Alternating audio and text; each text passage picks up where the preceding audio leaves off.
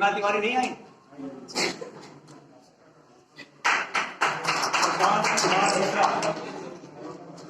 सुशांत कुमार मिश्रा।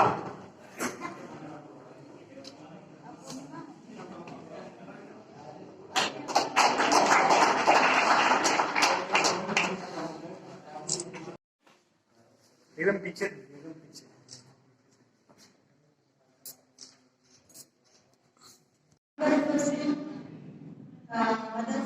हमारे उत्तर प्रदेश के जो योजना है स्वामी विवेकानंद युवा सशक्तिकरण के योजना के तहत आप लोगों को मोबाइल हमारे विद्यालय से छात्रा देवी मेमोरियल डिग्री कॉलेज से दिया जा रहा है।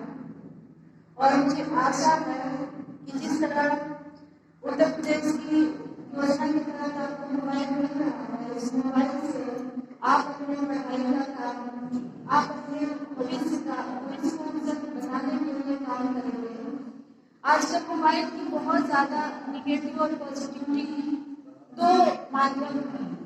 एक है कि आप मोबाइल से कुछ भी देखिए, यूट्यूब पे दिन भर बच्चे कुछ भी देख रहे हैं, उससे तो आप कुछ सीख नहीं सकते हैं।